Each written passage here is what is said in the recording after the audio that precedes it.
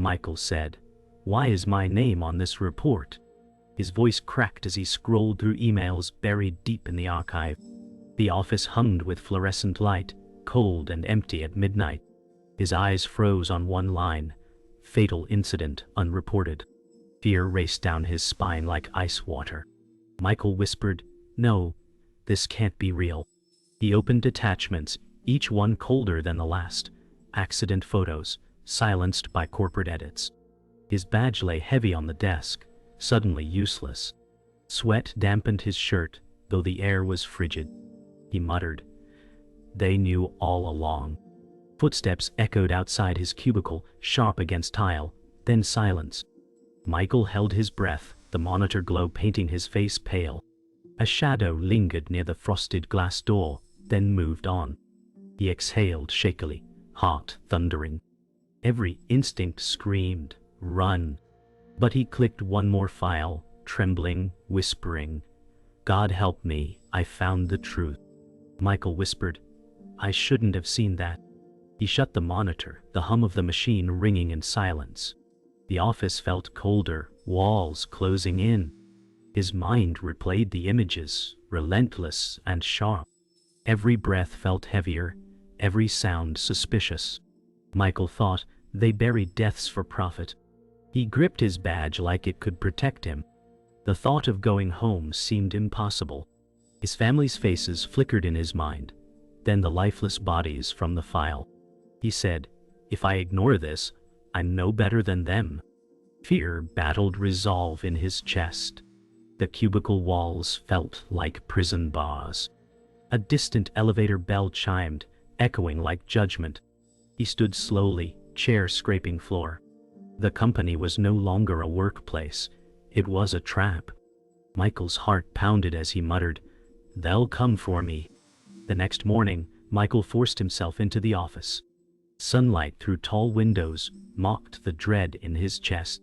He passed co-workers, their smiles shallow, eyes avoiding his. Sarah said, "Rough night." He forced a nod, but her gaze lingered. His inbox glowed with a new warning from HR, confidentiality breach review. Michael muttered, "They already know." Panic threatened, but he sat, hands shaking. He watched the silent mass of colleagues typing, pretending ignorance. Their silence was loud. Michael whispered, "You all know something." Each keystroke around him felt like judgment, and the air felt suffocating. At lunch, Michael sat alone. The cafeteria buzzed with chatter, yet a bubble of silence surrounded him. Forks clattered, laughter rose, but his table stayed empty. A colleague passed by and glanced, then looked away quickly. Michael stabbed his food without eating, whispering, "I'm already marked." He spotted a manager watching from afar, expression unreadable.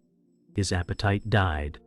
His chest tightened as he muttered, "They'll crush me quietly." The room blurred with fear and isolation, and even the light felt cruel. That evening, Michael walked to the parking lot under orange streetlights. Each step echoed too loudly on the concrete. He felt eyes on his back, but saw only shadows. His car looked far away, like a mirage. He muttered, "Don't look back." A gust of wind rattled the sign, making him flinch. He gripped his keys like a weapon. Halfway there, a black sedan idled, headlights dim. He froze, sweat chilling his spine. Michael whispered, "They're watching me." The engine revved softly, then quieted. He forced himself forward, breath shaking, heart hammering as the night swallowed him. Michael sat at his kitchen table staring at a cold cup of coffee. His hands shook, and his reflection in the dark liquid looked older than he remembered. Emily said, "You didn't sleep again." Her voice carried worry, wrapped in exhaustion. Michael forced a smile. Just too much work. The lie burned his throat. Their daughter Lily bounded into the room, laughing, her backpack bouncing against the chair. Michael watched her innocence like it was fragile glass, terrified it could shatter under the weight of what he knew. Emily pressed, "You look pale, Michael. Something's wrong." His silence filled the room like smoke. He whispered finally, "I saw something I wasn't supposed to." Emily froze, eyes wide with fear. The family kitchen, once warm, felt heavy and cold, as if truth itself was poison.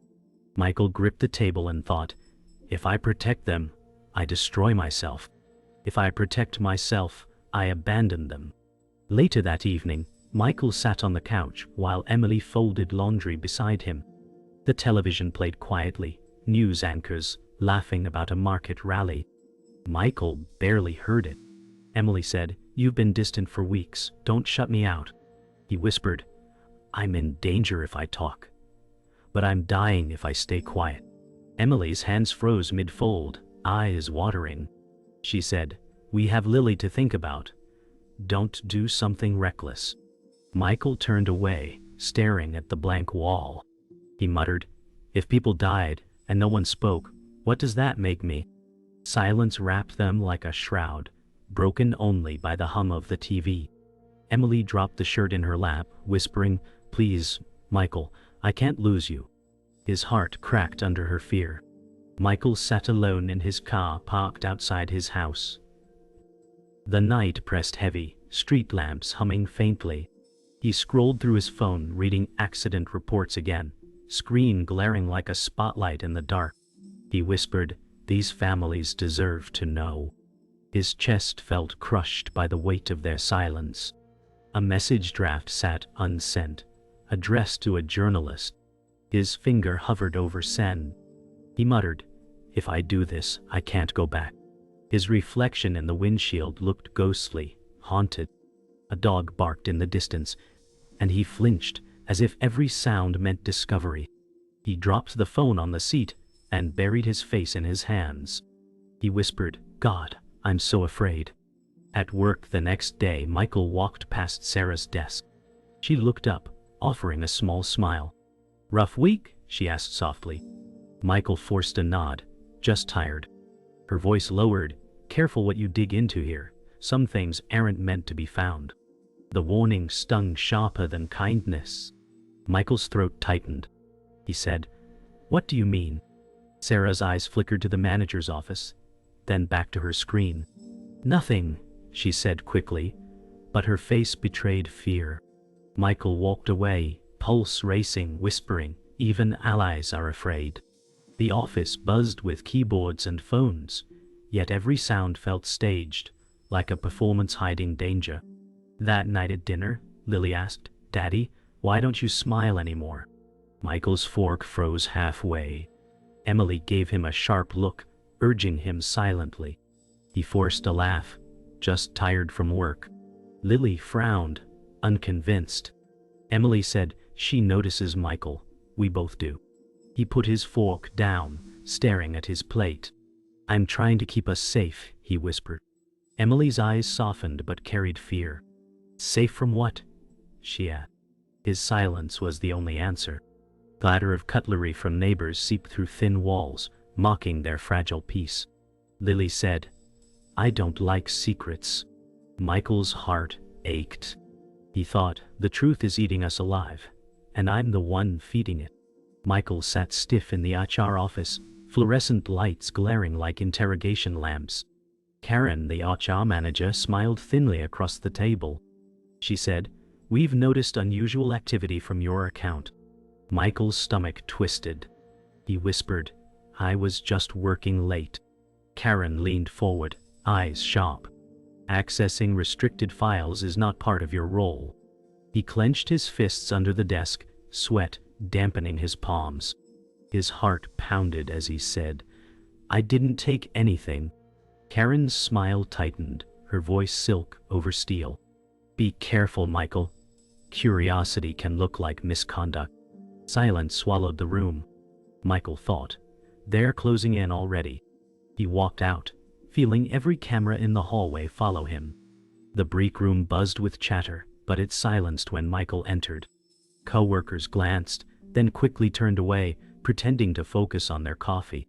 Mark said morning, but his tone was flat, empty. Michael muttered, "Morning," and sat alone at the corner table. Conversations resumed in hushed tones, laughter forced. He sipped lukewarm coffee, his throat dry as sand.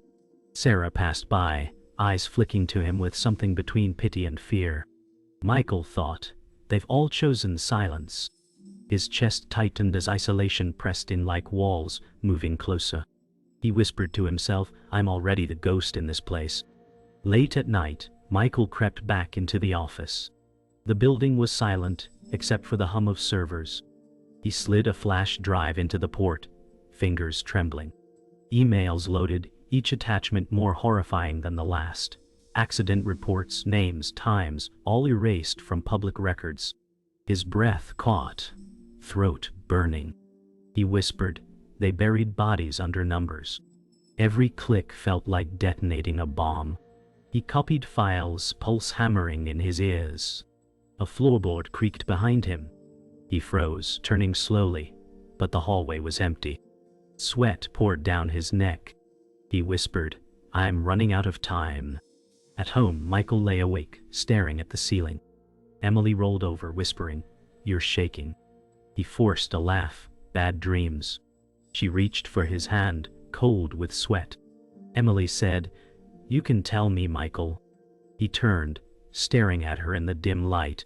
If I tell you, you'll never sleep again. She squeezed his hand harder. I'd rather lose sleep than lose you. Tears burned his eyes, but words stuck in his throat. He thought, she deserves truth, but truth will crush us both. The silence was heavier than the night itself, pressing down until dawn crept gray into the room. The next morning, the office felt like a stage. Every glance was sharp, every silence loud. Michael walked past rows of desks, co-workers typing furiously yet avoiding his eyes. He thought, they all know, and they've decided I'm already finished. Sarah looked up briefly, lips parted as if to speak, then she lowered her eyes and said nothing. Mark whispered something to another colleague, both glancing at Michael before turning back to their screens. The weight of their silence was unbearable. He muttered under his breath, I'm drowning in their fear. His steps echoed like gunshots down the sterile hall. Michael sat in the dim break room, head in his hands. Sarah entered quietly, carrying 2 cups of coffee. She placed one in front of him and whispered, you're not alone in this. Michael looked up, eyes red. You know too? Sarah nodded, voice low. I've seen the files. It's worse than you think. Relief washed over him for the first time in weeks. He muttered, thank God someone else sees it. Sarah leaned close, whispering, but we have to be smart. If you push too hard, they'll bury you. Michael whispered, I can't stay silent anymore. Sarah's eyes glistened with fear, her hand trembling as it touched his. She whispered, then I'll help you. For a brief moment, hope sparked in the darkness. Days later, Michael walked into the office, finding Sarah waiting near his cubicle. She leaned against the partition, whispering, I got something, but you need to be careful. He asked, what is it? She slipped him a folded note, her eyes darting around. Meet me tonight, off-site, she whispered. His chest tightened as he read the scribbled address. He said, you're risking everything. Sarah replied quickly, so are you. Michael tucked the note into his pocket, pulse racing. For the first time, he thought he had an ally, someone willing to share the weight. But behind her eyes, a flicker of hesitation lingered. That night, Michael arrived at the dimly lit cafe Sarah had written down. Rain tapped against the windows, and the air smelled of coffee and storm. Sarah sat in a booth, eyes darting nervously. He slid in opposite her. She pushed a folder across the table. This proves everything, she said. Michael opened it, heart hammering, but his breath caught. The folder was empty, except for a single sheet marked confidential. Internal investigation. His blood ran cold. He whispered, this is a setup. Sarah looked down, silent, unable to meet his eyes. Michael muttered, you're with them. His voice cracked under betrayal. Michael's chest tightened as Sarah whispered, I had no choice. They know everything. His hands shook, gripping the empty folder. You were the one person I trusted, he said. Sarah's face twisted with guilt, tears threatening. If I didn't do this, they'd destroy me too, she whispered. Michael's voice rose, trembling. So you sold me out? The cafe felt smaller, air suffocating. Rain pounded harder, drowning out the silence between them. Sarah whispered, "I'm sorry." Michael stood abruptly, chair scraping floor, rage and despair boiling together. His mind screamed, "Even my allies are weapons against me." Michael stumbled out into the rain-soaked street, the folder clutched in his hands like a curse. The neon lights blurred through tears and water. He whispered, "They've trapped me completely." Cars hissed past, their headlights slicing the darkness. The betrayal cut deeper than any threat. His chest heaved as he staggered toward his car. He thought of Emily and Lily, their faces heavy with trust he no longer deserved. He muttered, "If they can turn Sarah, they can turn anyone." The city roared around him, indifferent. The truth felt farther than ever, swallowed by shadows. He whispered, "I'm utterly alone." The diner smelled of grease and burnt coffee, the neon signs flickering outside like tired eyes. Michael sat in the corner booth, hood pulled low, his fingers restless against the chipped table. The air buzzed with the faint hum of the old jukebox, but it felt like the whole room leaned in to hear what he was about to do. Across from him, Daniel sat composed, a journalist hardened by years of exposing scandals, his trench coat damp from rain. Daniel's voice was low, steady, each word sharp as a blade. "If what you've uncovered is real, Michael, this could burn the company to the ground." Michael's throat tightened, and he slid the flash drive across the table with trembling hands. "These are the files," he whispered, barely daring to breathe. Daniel's fingers closed around the drive, his eyes narrowing. "Once this leaves your hands, there is no going back," he warned. Michael nodded, whispering, "I lost the luxury of going back the moment I opened their archives." A silence heavier than the rain pressed against the windows.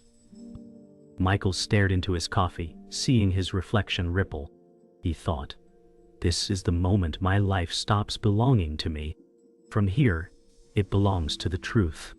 The morning sun reflected harshly off the glass walls of the corporate tower, a fortress of power looming against the sky.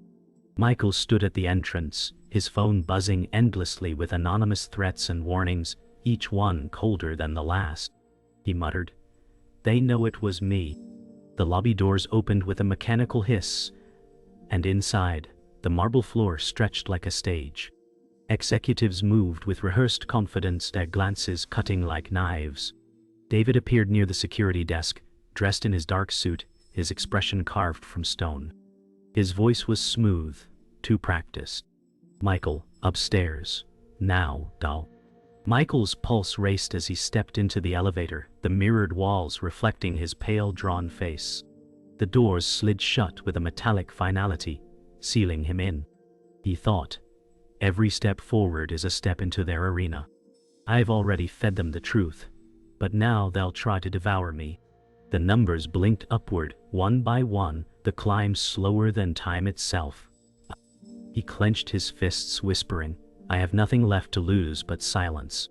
The boardroom felt like a courtroom dressed in wealth, the long polished table gleaming beneath fluorescent lights. Executives sat in silence, their faces masks of authority, eyes sharp and predatory. Karen stood at the head of the table, folder in hand, her blazer immaculate. Her voice cut like a knife. "Michael, you've breached confidentiality agreements. Do you deny it?" Michael's chest rose and fell sharply, his voice trembling but refusing to break. "People died," he said, "and you erased them from existence." The room froze, the words hanging heavy like smoke. An older executive sneered, his tone dripping contempt. "You're finished here. Pack your things." Michael's fists clenched at his sides, knuckles white, but he didn't look away. "Erase me," he said, voice cracking but resolute. "But you can't erase the truth anymore. It's already outside these walls." For the first time, Karen's expression faltered, a flicker of doubt cutting through her polished mask. Michael thought, "This is no longer about survival. It's about refusing to bow to them even if it kills me." Michael's voice rose, shaking the walls. "Your profits are written in blood. Every accident, every life lost, you hid them for money." He slammed his hands onto the polished table, papers scattering into the air like confessions set free.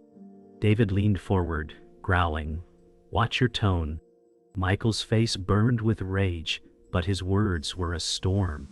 "You can threaten me, but the truth is already out. Every file, every photo, they're in the hands of people you can't silence." The executives exchanged glances, their composure cracking under the weight of his defiance. Karen hissed, "You have no idea what you've done." Michael stood taller, voice raw but unwavering. "I've done what none of you ever had the courage to do. I've spoken."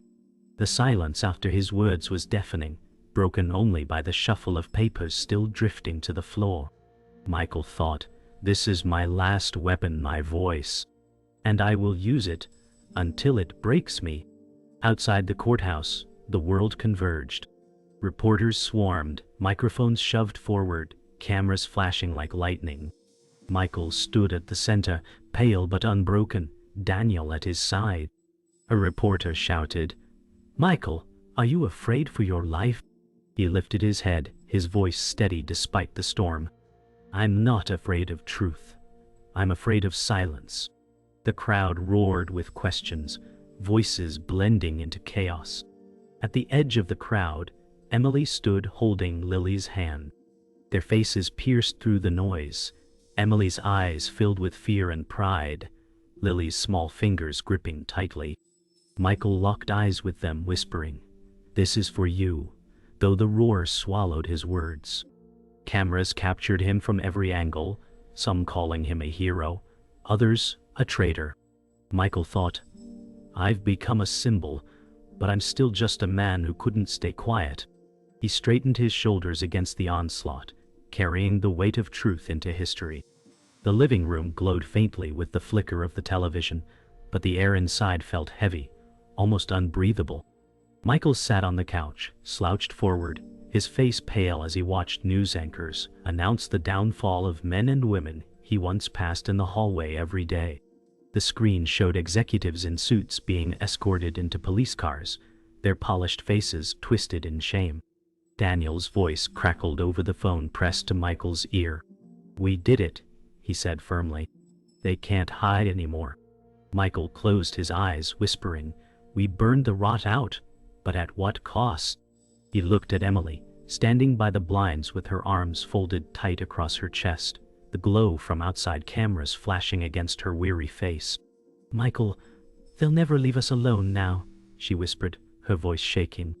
Michael nodded slowly, the weight of victory crushing instead of freeing him. The TV screen kept replaying the story, calling him whistleblower, hero, traitor, destroyer. He thought, they see a symbol, not the wreckage left behind. The noise from reporters outside bled faintly through the walls. He muttered, "I won the truth, but lost the life I knew." The kitchen smelled of stale coffee and unpaid bills. Michael sat at the table, papers scattered before him, each one stamped with red warnings. His hand rested on the pile like it might crush him if he let go. Emily sat across, folding and refolding the same sheet of paper, her face tight with exhaustion. "We can't pay this month," she said softly, her voice breaking. Michael whispered, "They've blacklisted me. No company will ever take me now." The silence thickened, broken only when Lily skipped in, smiling, holding a crayon drawing of 3 stick figures holding hands under a bright sun. "Daddy, I made us happy again," she said proudly. Michael's chest ached as he forced a smile. "It's beautiful," he whispered, his voice trembling.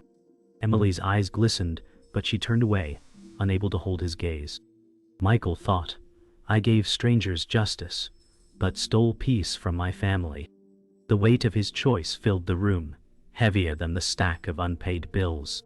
He muttered, "I wanted to save lives, but I may have broken the only ones that mattered most."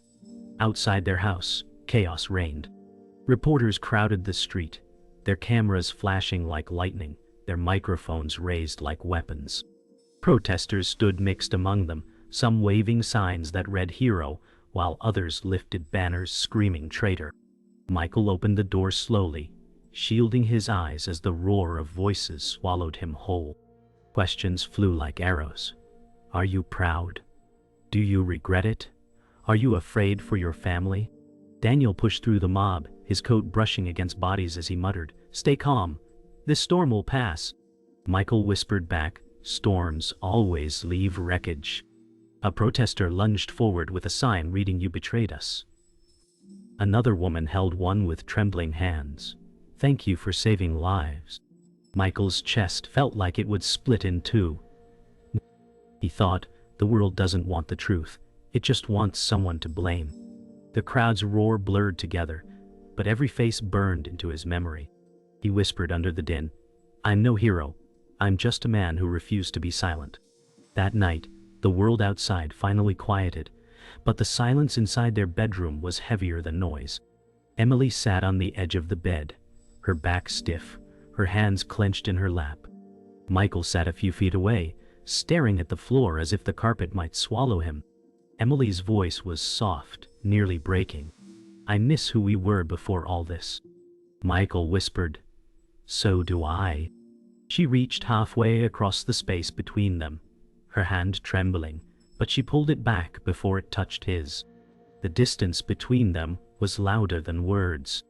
Rain tapped against the window, faint at first, then stronger, echoing his isolation. Michael turned, eyes hollow. "I saved lives out there, but I broke us in here," he whispered. Emily wiped at her cheek quickly, refusing to let him see the tears.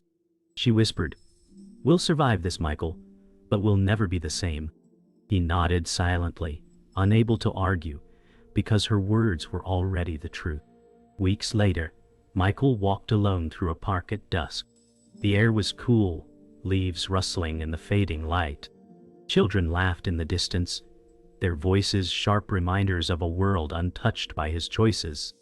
He sat on a wooden bench, shoulders heavy, his eyes fixed on the dirt path before him.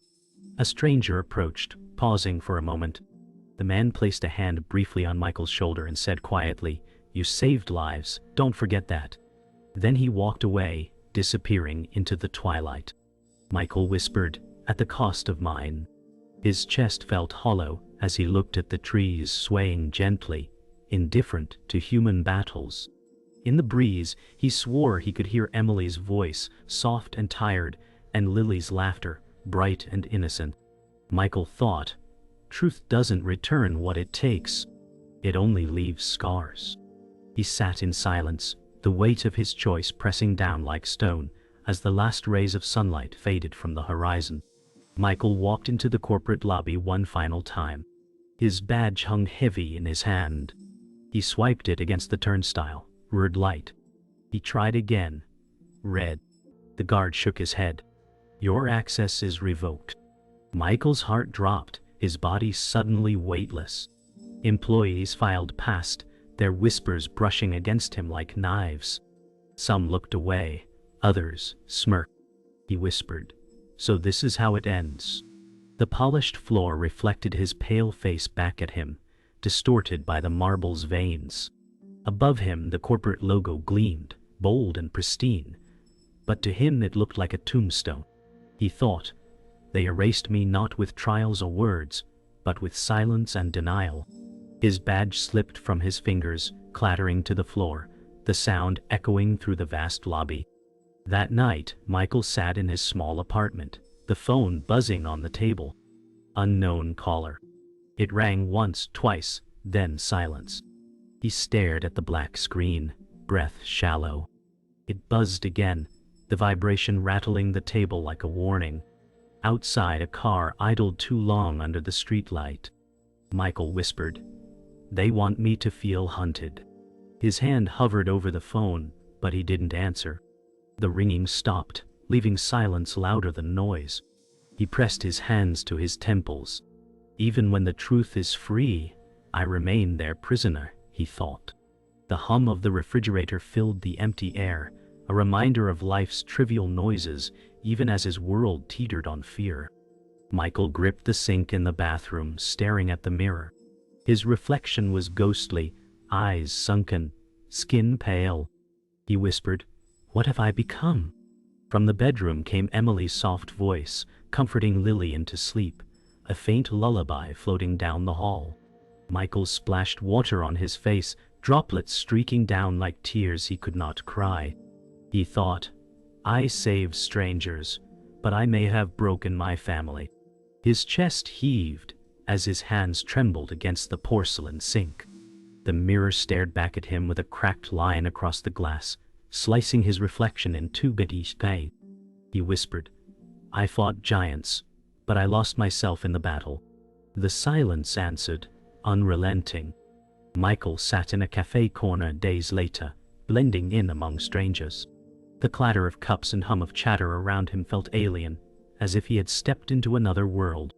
Daniel slid into the seat across from him, his trench coat damp from rain. His voice was low, deliberate. The story keeps spreading. They can't contain it. Michael whispered, I never wanted fame. I only wanted the truth. Daniel nodded, his eyes heavy. The truth isn't clean, Michael. But you lit a fire no one can extinguish. Michael looked out the rain-streaked window at people laughing on the street, their lives untouched by his sacrifice. He thought, I gave them something they'll never even know came from me. He whispered, let it burn. I'm done. Daniel studied him, recognizing the warrior was already gone, leaving only the weight of what he carried. Michael sat at his desk at home, a blank page glowing under the desk lamp. He wrote slowly, carefully, each word carving finality into his resignation letter. His pen shook, his hand heavy with exhaustion. Emily stood silently in the doorway, her face unreadable, her eyes carrying both fear and quiet pride. He whispered, it was worth it, though his voice trembled. Lily's laughter floated from her room, bright and innocent, a sound untouched by the storms outside. Michael folded the paper, placed it in the center of the desk, and reached up to turn off the lamp. Darkness spilled over the room, swallowing the letter, the desk, and him. He thought, the world may forget me, but the truth will not. The silence became his final answer, a quiet blow that cut deeper than any words.